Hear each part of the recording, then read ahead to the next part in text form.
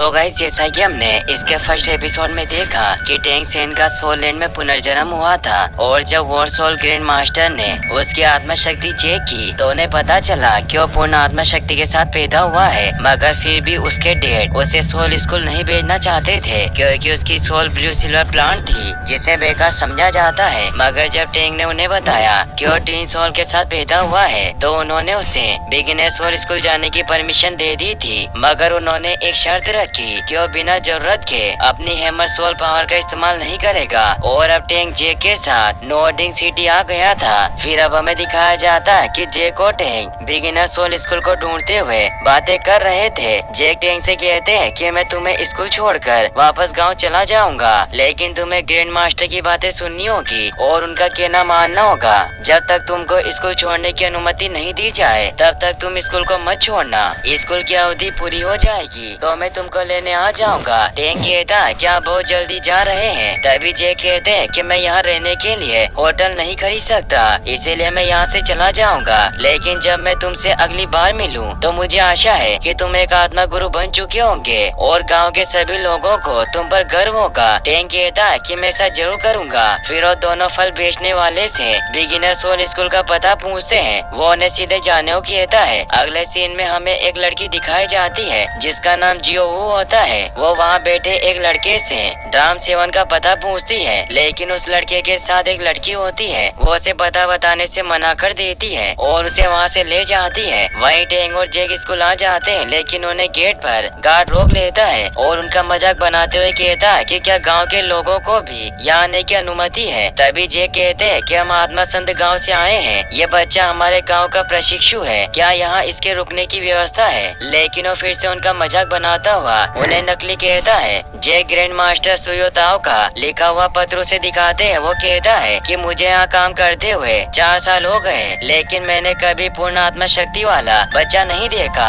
मुझे लगता है कि तुम नकली पत्र बनाकर लाए हो। ऐसा कहकर वो उस पत्र को फेंक देता है और उन्हें कहता है कि आप भिखारी गाँव से आते हैं, और जैक को धक्का देने लगता है। टैंक को यह सब अच्छा नहीं लगता और अपनी पावर से गार्ड को मारकर नीचे गिरा देता है और वो तांग कबीले के जुआनतियान रिकॉर्ड्स के तीसरे नियम के बारे में सोचता है कि अपने दुश्मन को पहचानने के बाद जब तक मार सकते हो मारो और कोई दया मत दिखाओ, वरना यह आपको केवल परेशानी ही देगा। तभी वहाँ ग्रैंड मास्टर आ जाते हैं और उनसे मार्शल सोल टेम्पल का पत्र देखने के लिए मांगते हैं और उस पत्र को सही बताते हुए उनसे माफी मांगते हैं और टैंक उन्हें सौंपने को कहते हैं। फिर जैक वहाँ से चले जाते हैं और टैंक ग्रैंड मास्टर के साथ जाता है। टैंक उनसे पूछता है कि क्या प्रिंसिपल हो या नेता?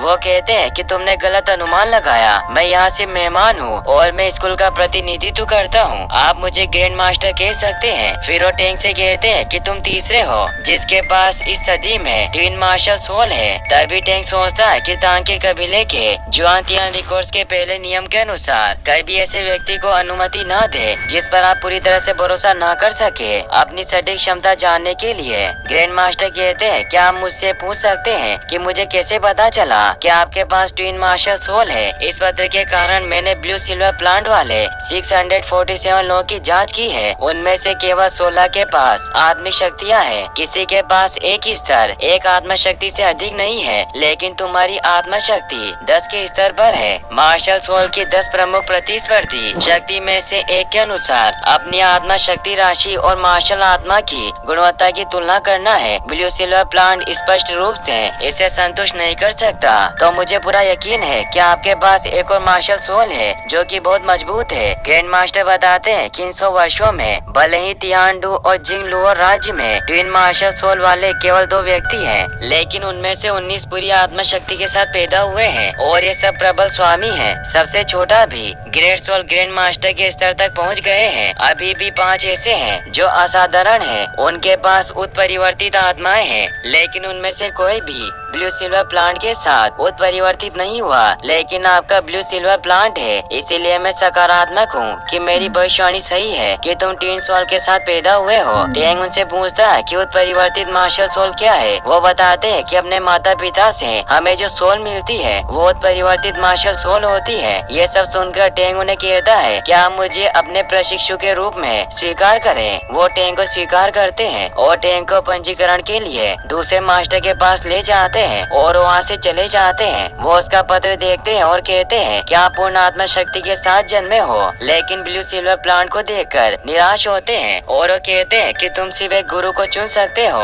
और उसका मजाक उड़ाते हैं क्योंकि उसने ग्रैंड मास्टर को अपना गुरु चुना था। फिर वो टेंग को हॉस्टल की 7वीं मंजिल पर भेजते हैं। वो सब उसके गुरु की आलोचना करते हैं, लेकिन टेंग सोचता है कि जो सिर्फ मेरे पत्र को देखकर जान गए कि मेरे पास ट्विन मार्शल सोल है, उन्हें ये सब जोकर कह रहे हैं। फिर वो हॉस्टल में चला जाता है। जैसे वो वहाँ पहुँचता है तो उस कमरे का लीडर वांग शेन उसे चुनौती दे देता है क्योंकि वहाँ का नियम था कि जो भी नया स्टूडेंट वहाँ आएगा उसे लीडर के साथ फाइट करनी होगी और जो जीतेगा वही नया लीडर बनेगा। इसीलिए टेंग वांग से फाइट करता है, मगर उसे कुछ ही देर में हरा देता है, जिससे वह सब टेंग को हॉस्टल का लीडर मान लेते हैं। तभी जियोवू वहाँ आती है। टेंग उसको देखकर वांग से पूछता है कि क्या यहाँ लड़कियों को भी रहने की अनुमति है। वांग कहता है कि हम सभी बच्चे हैं, इसीलिए उसे यहाँ रहने की अनुमति मिली होगी और अब तुम लीडर हो, इसीलिए तुम्हें उससे फाइट करनी होगी। लेकिन टेंग कहता है कि मुझे नहीं लगता कि ये सब करना जरूरी है। वो टेंग को अपना नाम बताती है और टेंग भी उसे अपना नाम बताता है और कहता है कि मैं इस हॉस्टल का लीडर हूँ। फिर टेंग उससे उसकी मार्शल सोल के बारे में पूछता है। वो बताती है कि मेरी मार्शल सोल एक खरगोश है जो कि सफेद और बहुत प्यारा है। फिर वो टेंग से उसकी मार्शल सोल के बारे में पूछती है। वो बताता है कि मेरी मार्शल सोल तुम्हारी मार्शल सोल का भोजन है, ब्लू सिल्वर प्लांट। ये सुनकर वो कहती है कि यह दिलचस्प है। फिर वो कहती है कि क्या मैं अंदर आ सकती हूँ। तभी टेंग कहता है कि यहाँ का एक नियम है, जो भी प्रशिक्षु यहाँ आता है उसे लीडर के साथ लड़ाई करनी पड़ती है। ये सुनकर वो खुश हो जाती है और लड़ने के लिए तैयार हो जाती है। इसी सस्पेंस के साथ ये एपिसोड यहीं पर एंड हो जाता